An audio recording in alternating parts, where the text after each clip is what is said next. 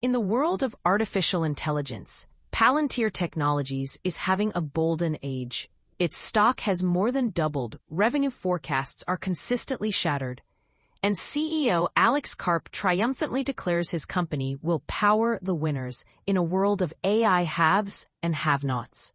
To Wall Street, Palantir is an AI darling, a visionary company harnessing data for government and commercial clients.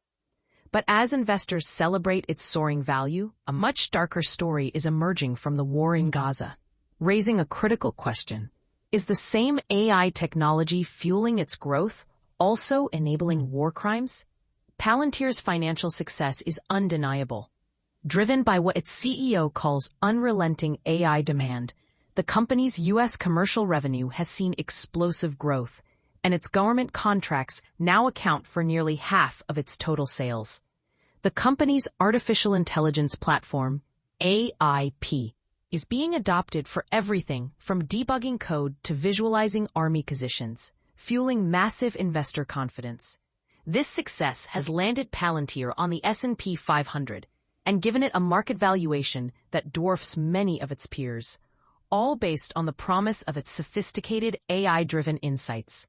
But human rights organizations paint a grimly different picture of those insights. They allege that Palantir's advanced data analytics and AI tools are the digital backbone for atrocities in Gaza. The company signed a formal partnership for battle tech with Israel's military in January 2024, providing the technological infrastructure for what critics call a systematic campaign of extermination with little human oversight. Events like the deadly bombing of a refugee camp in Rafah and the killing of World Central Kitchen aid workers cast a dark shadow on the company's claims of precision targeting, suggesting its technology is being used to facilitate what has been described as a genocide. The web of corporate involvement extends beyond just Palantir. The collaboration between Palantir's data analytics and SpaceX's Starlink connectivity was a documented game-changer in Ukraine, creating what CEO Alex Karp himself refers to as a digital kill chain.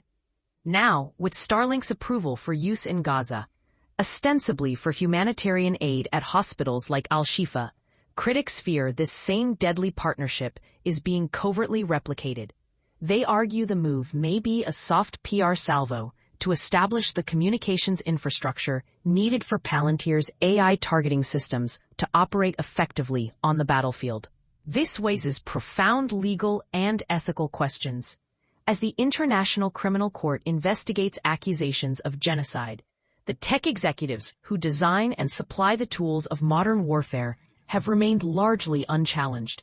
However, legal frameworks under the ICC explicitly recognize aiding and abetting war crimes, which includes providing the necessary tools and support for committing them.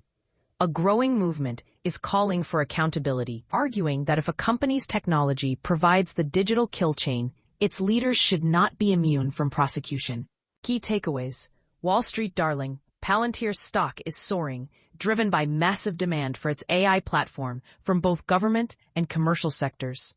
War crimes allegations. Simultaneously, human rights groups allege Palantir's AI is the digital backbone for Israeli military operations in Gaza, making it complicit in war crimes. The digital kill chain.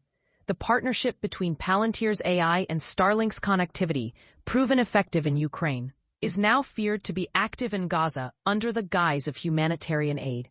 The reality of precision, deadly strikes on civilian areas raise serious questions about the real-world application of Palantir's precision targeting technology.